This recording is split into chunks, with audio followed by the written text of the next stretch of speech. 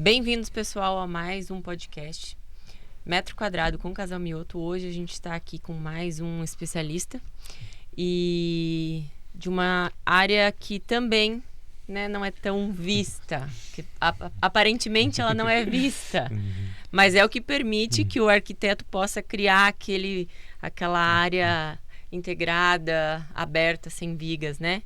Que é o engenheiro estrutural Lucas Tosi. Bem-vindo, Lucas. Bem-vindo. Olá, tudo bem, pessoal? Obrigado pela recepção, prazer estar aqui com vocês. Para a gente bater um papo sobre a parte do projeto estrutural, que nem como tu disse, fica escondido no final da obra, né? A nossa obra de arte fica escondida, mas ela tem uma grande importância, para a estabilidade e durabilidade da edificação, né? É isso, é o que a gente estava comentando recém, né? O projeto estrutural é como se fosse no corpo humano os nossos ossos. Isso, é ele que mantém de pé. Isso, então a gente sempre faz essa analogia, de forma acadêmica, que comparando a edificação com o corpo humano, você tem a parte elétrica, você tem a parte hidráulica, que são os vasos e tudo mais, e a gente tem a estrutura, que é como se fosse o esqueleto. É ele que vai dar a sustentação, para a edificação durante toda a vida útil da edificação. Então, seja lá 50 anos, 60 anos, é ele que vai manter de pé. Quer dizer que se rachar a parede, é lá no Lucas que tem que bater. Já é uma pergunta que eu vou fazer para ele. Mas eu queria começar de uma coisa mais básica, Lucas. As pessoas confundem muito projeto estrutural com projeto de fundação. São projetos que se complementam, mas são projetos diferentes, né? Hoje a gente vai falar mais sobre projeto estrutural, mas só para o pessoal ter um embasamento de entender que são dois projetos diferentes. Exatamente, isso é muito comum, principalmente leigos e até dentro da parte técnica mesmo.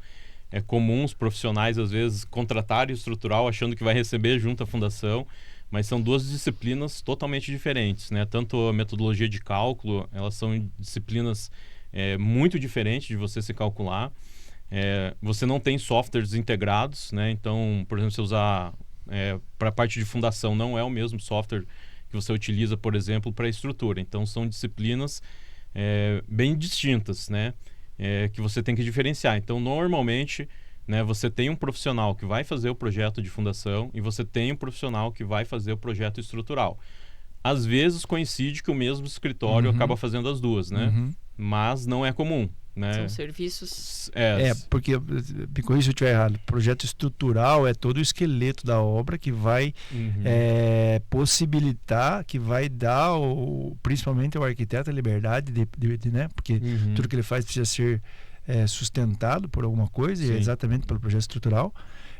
E a parte de fundação recebe esse peso, então a gente tem lá os pilares, esse pilar recebe um peso de tanto, esse é um peso de tanto. Em cima disso a gente precisa, aí vem a minha segunda pergunta, saber exatamente como é que está o solo, esse tipo de coisa, para poder calcular, porque as fundações são diferentes também em solos diferentes.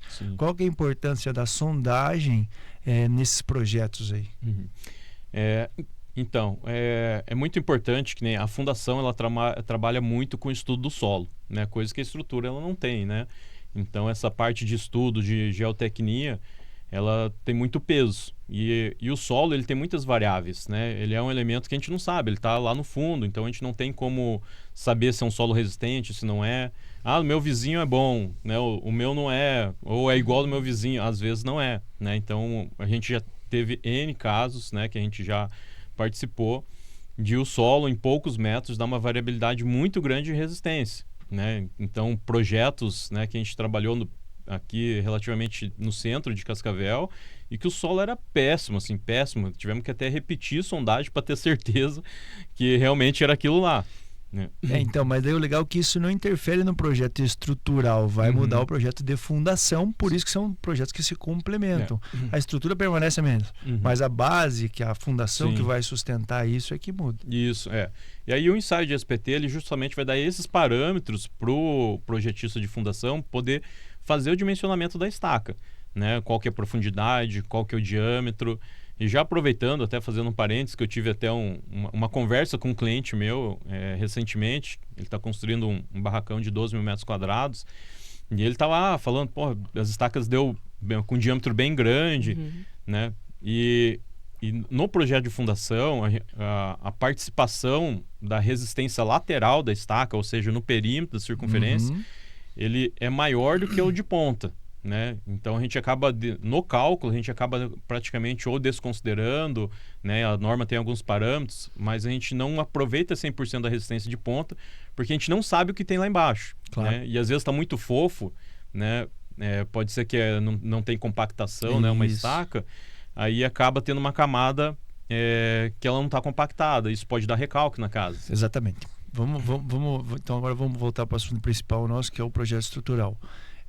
Especificamente no que a gente faz, que são casas de alto padrão, em que momento exatamente o projetista estrutural precisa entrar no processo, entendeu? E aí na sequência a gente vai falar um pouco sobre a importância de fazer a compatibilização de tudo isso. É interessante o projetista de estrutura participar desde o início, da concepção inicial da arquitetura, né, para ver o que a gente pode contribuir para decidir qual sistema estrutural vai utilizar para aquela obra, né? Às vezes você tem alguma limitação de vão, de recurso, né? Então a gente poder participar tanto na elaboração do projeto arquitetônico, né, dando algumas orientações, né, em relação a vãos, a relação balanços, né? Isso ajuda tanto o arquiteto a explorar melhor o projeto dele, né, questão de divisão de ambiente e tudo, né, saber que depois que eu tiver um vão um vão grande, né, 10, 12 metros, eu preciso ter um local para colocar um pilar, né, para receber isso daí. Às vezes, né, o pessoal às vezes não compatibiliza isso daí e a gente tem certa dificuldade daí. Isso gera inconsistência depois, né, na hora que a gente vai integrar todos os projetos. Isso. E vai gerar incompatibilidade, né? Claro. Claro. Principalmente, você entrou no assunto de vãos grandes, a gente faz casos que geralmente tem geralmente isso acontece na divisão entre o espaço gourmet e a área de lazer. O pessoal gosta, quanto maior e mais alto o vão, melhor. E isso aí deve ser uma dor de cabeça pertinente a vocês lá, né? Sim. Mas existem algumas coisas que a gente pode fazer para atender esses espaços de vão grande. Quais são as soluções que a gente tem estruturalmente falando?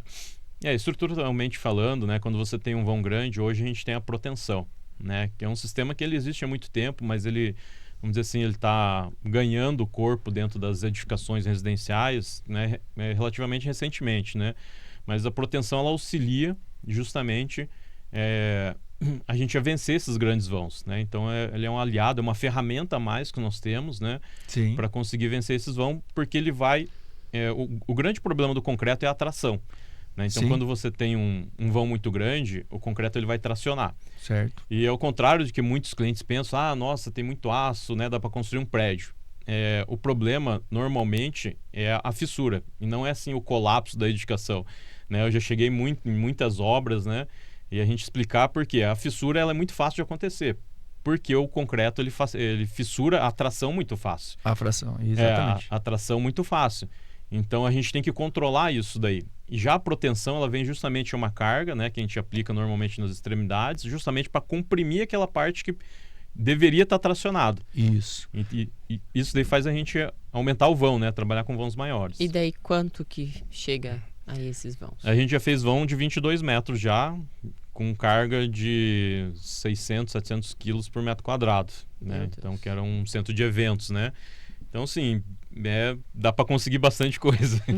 A proteção, pessoal, entender, são as cordoárias que a gente acaba colocando dentro das vigas, né? Isso. Elas têm altura, elas não são lineares, porque elas esticam mais ou menos como o princípio de um varal. Quando começa a cair a roupa, você não estica a ponta? Exatamente. Aí depois a gente consegue tracionar ela nas pontas, eu acho que 15 até 20 toneladas a gente traciona. Padrão 15 toneladas. 15 toneladas de tração, isso aumenta a resistência no meio. Tem também um negócio que a gente sempre observa lá, uma coisa bem legal na construção que a gente observa, que é a seta, né? Todo vão grande tem uma seta, que é exatamente o quê e como a gente combate isso. Explica aí para quem tá entrando nesse assunto agora. A proteção ela tem um sentido, né? Que a gente faz a puxada do cabo, né? Então ali na extremidade tem uma ancoragem, uma placa, né?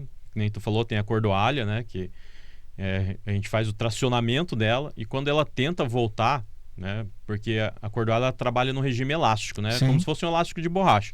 Quando você solta ela, né? Você puxa com o macaco e você solta ela tenta voltar. Só que como tem a cunha, né? E tem a placa de ancoragem, ela não permite que volte. Então ela transfere essa tração do cabo, né? Esse retorno em forma de compressão, né? Então a placa de ancoragem ela tenta, né? Comprimir ali, ela comprime o concreto, né? Aumentando a resistência. Aumentando a capacidade. Mas no meio, não importa a dureza de tudo isso, ele cede um pouquinho às vezes, né, no meio. E isso pode acontecer de emperrar, por exemplo, uma porta, né, uma porta externa de correr, que pode começar a emperrar no meio da viga. E não é porque às vezes a porta foi fabricada de maneira errada, às vezes ela foi instalada corretamente, mas pode ser que a estrutura tenha cedido um pouco. Pode acontecer isso? Está dentro existe uma margem de tolerância para isso? Sim, tem alguns parâmetros que a gente chama de flecha, né? Então, de acordo com o vão, né, L sobre 250, L sobre 300, que a gente vai... O projetista ele tem que tomar muito cuidado. Essa é uma parte mais importante do projeto, né?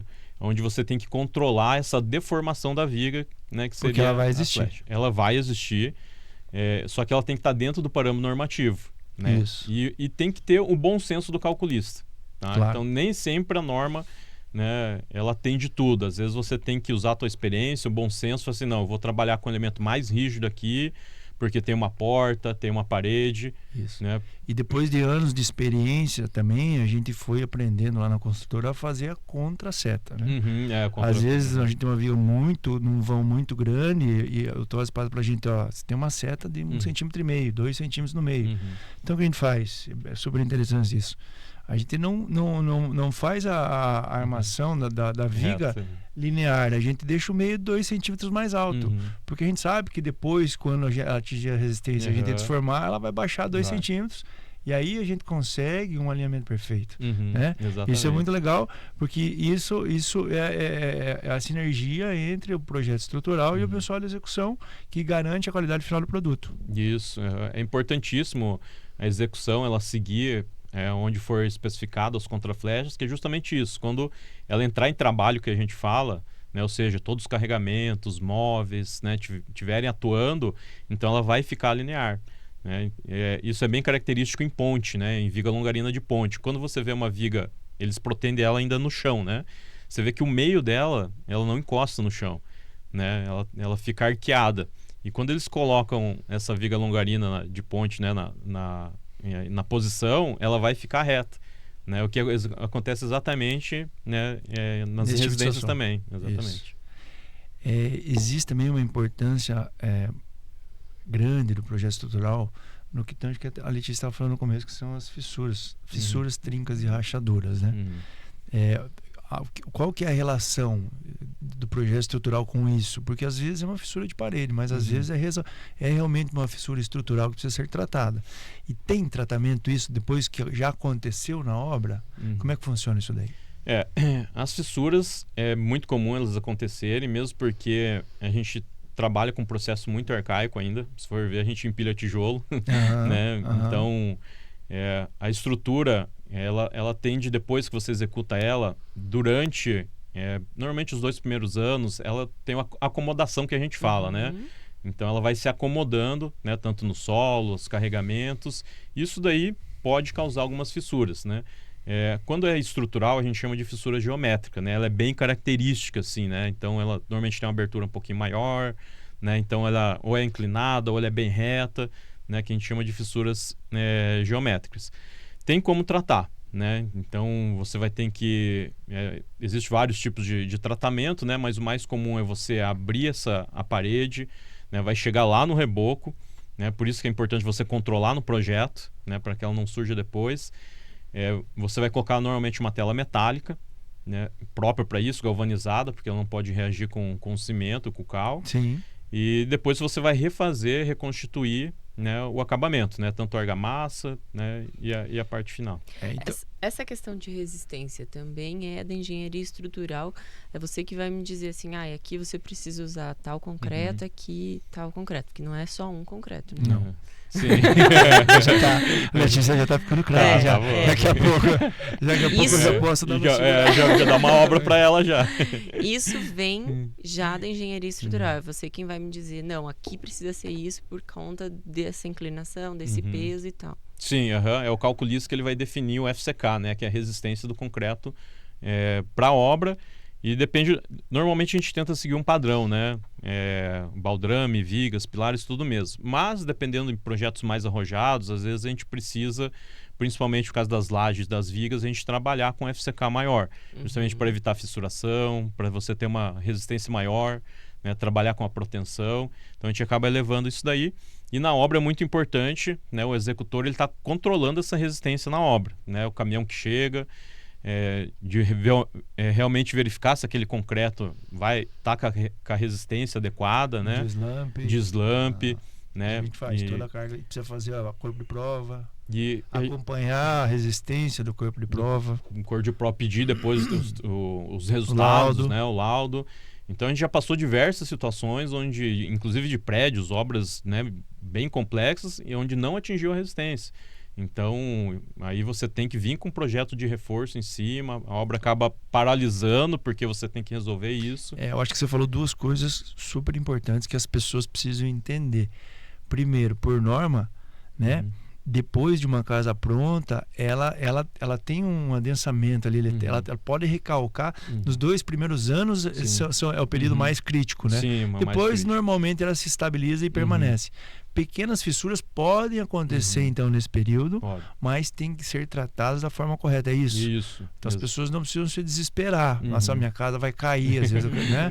A pessoa tem que entender que são materiais, é um peso muito grande. Um dado curioso, uma vez eu fiz um cálculo, uma casa de 250 metros pesava mais de 320 toneladas. Entendeu? Entre máximo.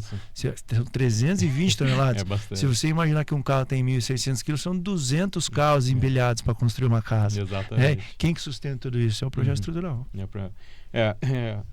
As fissuras, elas, como tu falou, né? Quando a gente constrói a casa, ela não recebeu todos os esforços ainda. Por exemplo, o vento. Nós estamos em uma das piores regiões de vento do país, né? A nossa classificação de vento aqui.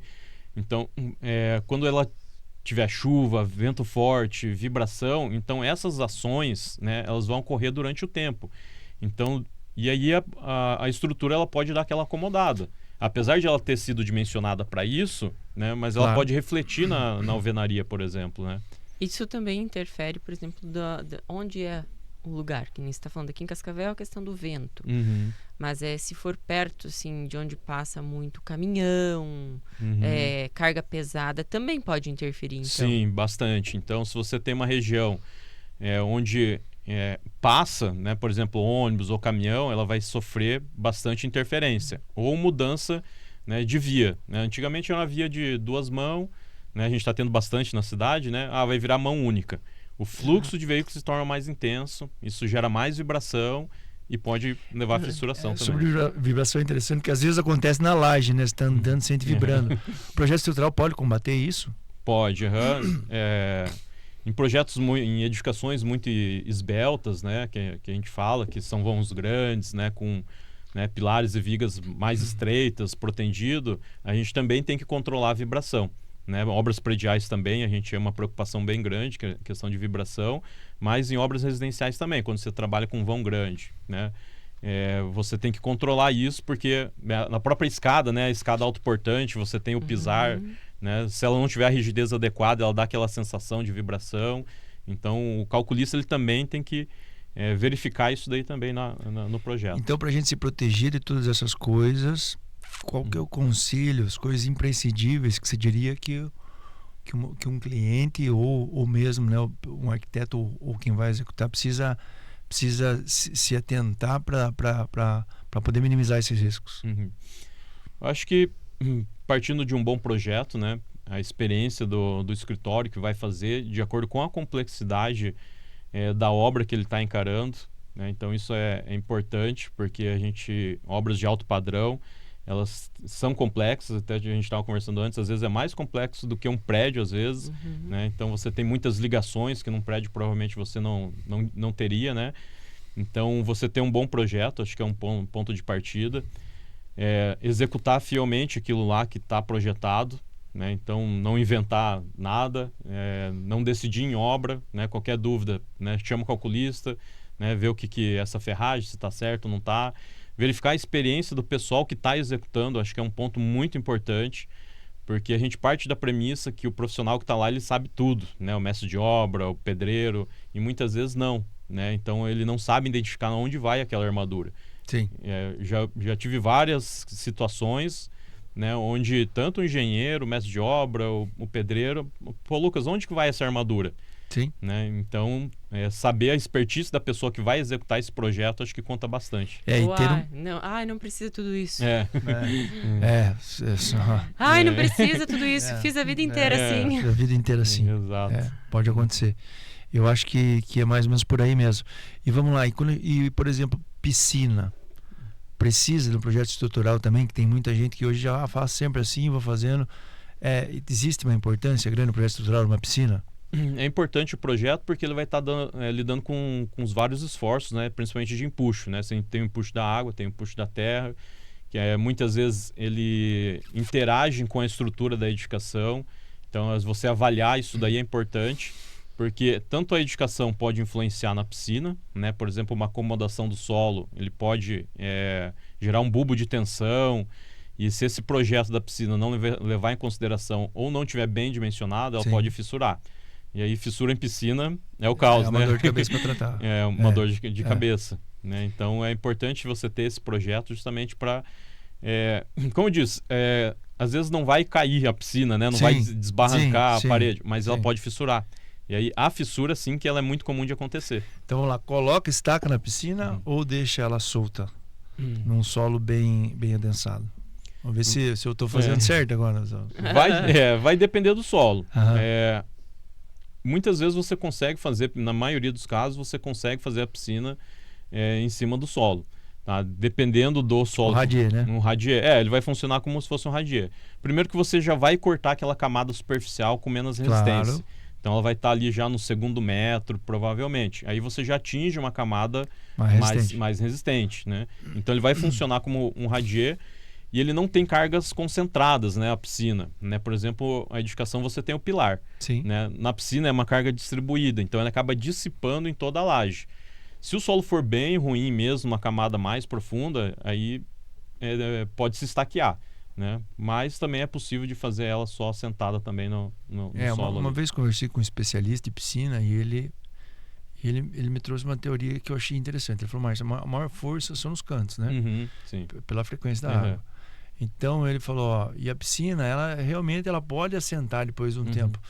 Mas se ela tiver feita em um bloco só, sem as estacas, se por acaso ela mexer 3 milímetros, 5 milímetros, ela mexe inteira, como se fosse uma bacia. Exatamente. Entendeu? E aí você não tem uma fissura. Às vezes, se você tiver uma estaca, é pior, porque ela está presa naquele canto. Na hora dela mexer, ela quebra e dá a fissura bem lá. Então você adensa bem o solo e também a gente sempre faz subindo 30 centímetros. Então a gente faz o radier da base e sobe os primeiros 30 centímetros, que é o ponto mais crítico de onde pode acontecer uma fissura ou um futuro vazamento, né? Onde a água bate com maior pressão. Aí depois a gente escolhe se vai fazer de alvenaria estrutural ou sólida para cima. A gente faz muito tempo que não tem problema utilizando esse tipo de técnica. Desculpa. Nessa parte de compactação, Márcio, por isso que a gente tira a terra antes? Sim. Não, por isso que a gente tira a terra antes e por isso que a gente compacta depois com sapo ou com o mecanismo que tiver. Mas que, né, eu observo que nas obras as piscinas, o buraco da piscina literalmente está pronto antes. Não, aí você não. É uma questão de função da obra mesmo. Função da obra, porque depois que a casa estiver pronta, a máquina não consegue passar lá no fundo para fazer a retirada. Então a gente faz uma pré-retirada, até porque quando você corta o buraco da piscina, você não corta no tamanho, você corta 50, 60 centímetros a mais para cada lado, porque depois que você fizer, você tem que fazer toda a parte hidráulica e tem que tratar, né, o positivo ali da impermeabilização. Existem duas impermeabilizações, uma do lado de fora, uma outra do lado de dentro, entendeu? Que acontecem em várias camadas para você garantir o resultado final. E é mais ou menos esse processo aí. Isso. Respondido. É para lembrar, né, Márcio, a importância sempre, então, de todos os projetos. Ser bem responsável. Cada um na sua alçada, cada um né? No seu quadrado. Eu vejo muito também, Tosi, que eu acho, às vezes me assusta um pouco, os muros que o pessoal costuma fazer muito muro de arrimo, sem projeto estrutural. Sim. Ela falou assim, não, aqui 2 metros de terra, eu vou pôr umas estacas aqui, pá. Mas ele não calculou, né? Como é que funciona isso? Eu sou muito seguro para isso. Nosso muro de arrimo, às vezes a Letícia fala, nossa, mas para que tanta estaca? Eu falei, Tosi calculou, vou fazer. Né? Ele acabou de fazer uma obra agora, né, Tosi? O muro era...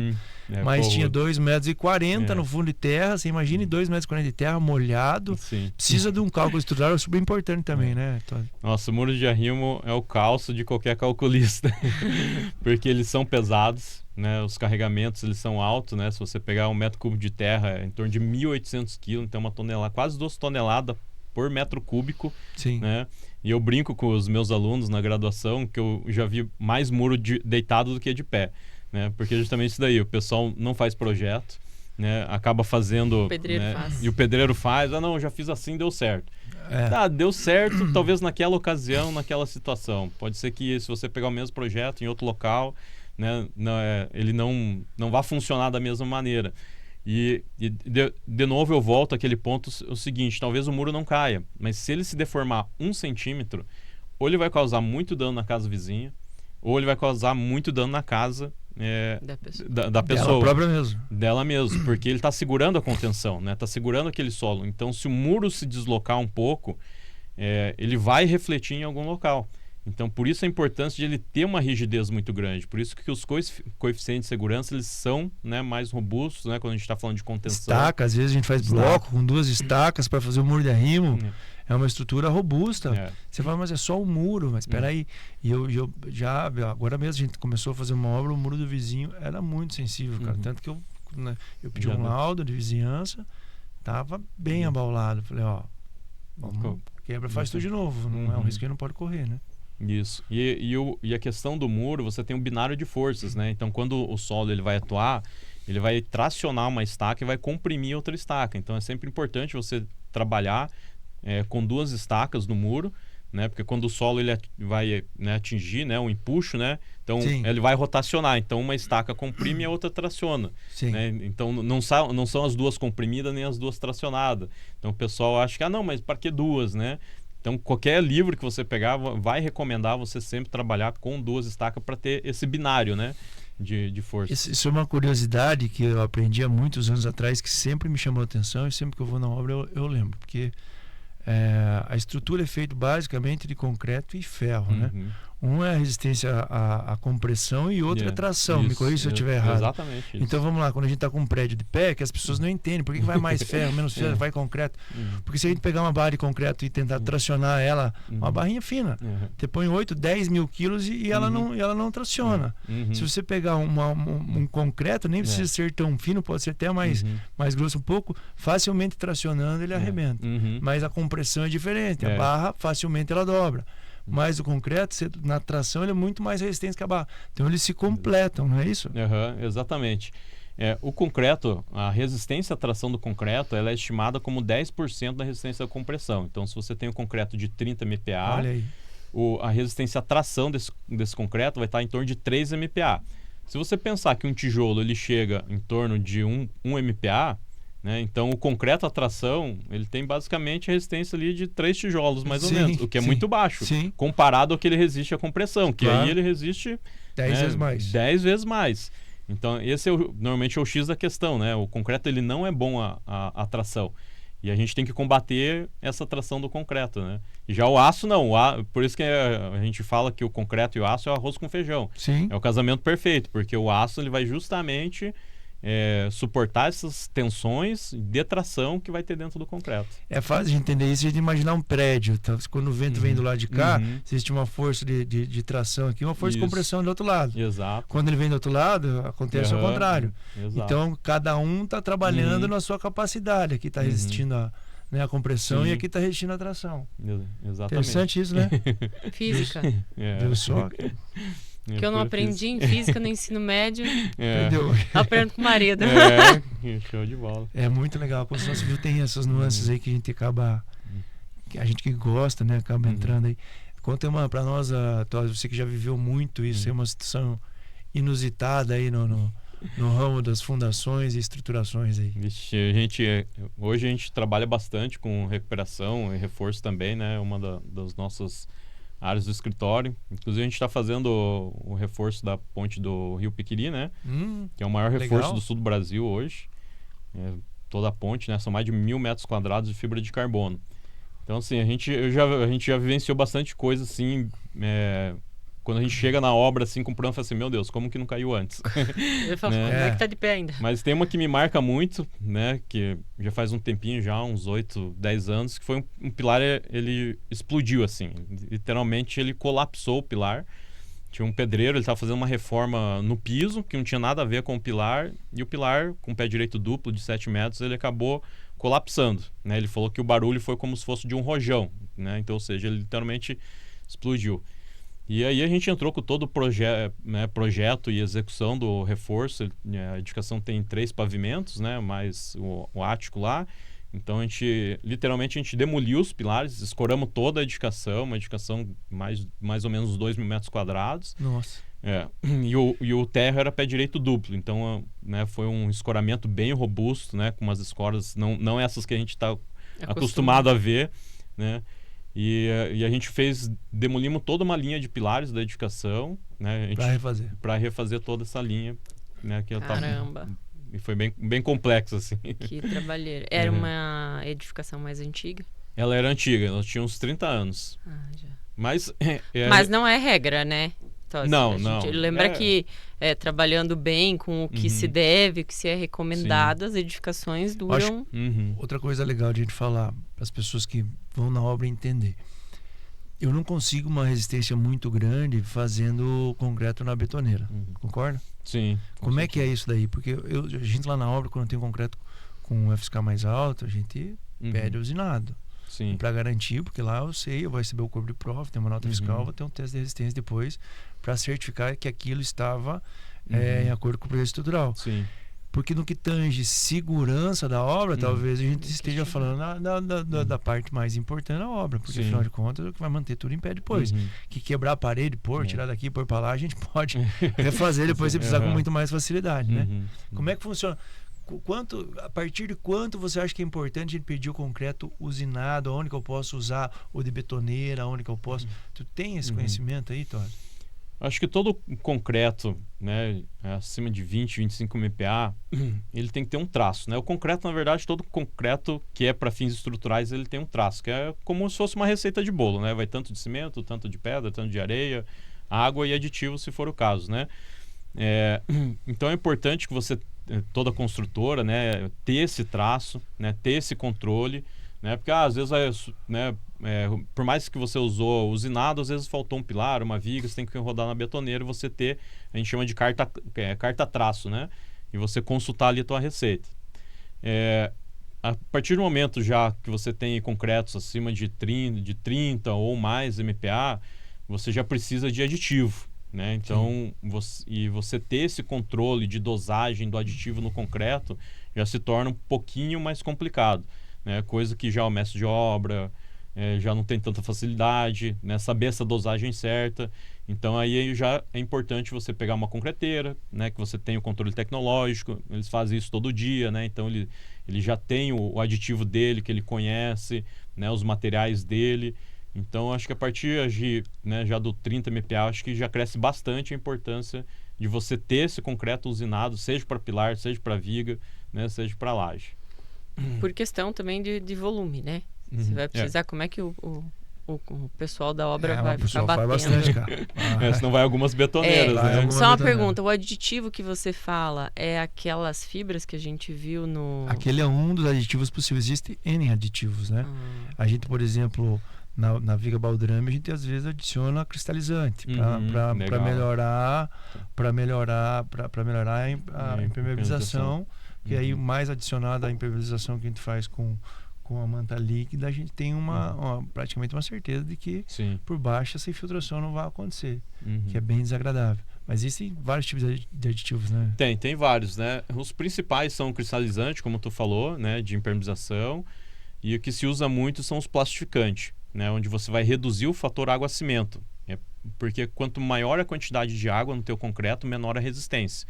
Então, para a gente tirar, né, o fator água da equação, a gente substitui por aditivo que vai fazer o mesmo efeito da água sem abaixar a resistência, né? Então, normalmente esses aditivos eles ajudam, né, a gente manter a resistência e maior fluidez, né, para você fazer a concretagem. Principalmente escada, né, que você tem uma armadura muito densa, vigas, né? Então aí o pessoal utiliza o aditivo justamente para ele fluir e ter uma resistência alta. Entendi. É porque eu lembro que na Concrete Show que a gente foi, tinha bastante sobre isso, as fibras, né? A fibra tem muita gente usando para aumentar a resistência. Concreto são as fibras, né? E daí deixa mais leve, eu acho até. Ela combate bastante a fissuração. Né? Fissura, ela amarra em todos os sentidos, né? Exatamente. Então, como ela não tem ela toda espalhada dentro do concreto, então ela consegue absorver essas tensões e reduzir a fissuração. Eu lembro que era o forte. Assim. Imaginava que tinha tanto tipo de concreto assim? Parece que achava que era tudo igual. Além de engenharia, ele tem que formar em química, né? Pois é. Tem que ser multidisciplinar. Química, física, matemática... Ai, mas é isso aí. É isso aí, pessoal. Bom. Eu anotei algumas coisas aqui, mas eu acho que já praticamente... Que sistema você usa hoje, Tosi, para projetar? A gente de softwares lá hoje, a gente tem vários, né? A gente tem o Eberic, nós temos o TQS, temos, né, o CPCAD, que é mais voltado para a parte metálica. A gente tem alguns programas mais simples, né, que não são tão famosos no mercado, que auxiliam a gente na parte de fundação, mas é sempre importante, né, reforçar que o programa ele é um auxiliar, ele é uma ferramenta. É uma ferramenta, assim como é uma pá, como é um carrinho, né?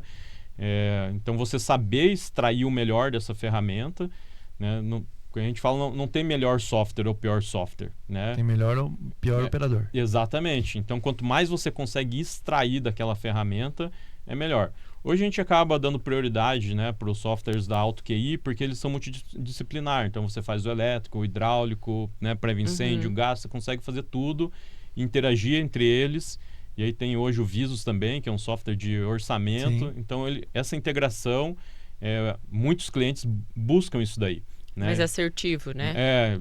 Fazer todo esse conjunto, né? Inclusive, eu queria explicar mais ou menos assim, lá na consultora, assim, a gente recebe o projeto estrutural, o projeto arquitetônico. A primeira coisa que a gente faz, estrutural. Vamos ver se dá para fazer. Exatamente. Tosi, vai ou não vai? Não, se vamos resolver. E às vezes a gente faz pequenas alterações, porque o projeto estrutural, no final de tudo, além de sustentar toda essa criatividade do projeto arquitetônico, ele também no final tem a função de compatibilizar tudo, porque vai passar pelos pilares, pelas vigas, a hidráulica, a elétrica, a lógica, o telefone, a automação, vai passar o gás, todos esses sistemas têm que estar compatibilizados, porque às vezes vai descer aqui uma pluvial com 10 canos de 10 de água, então não dá.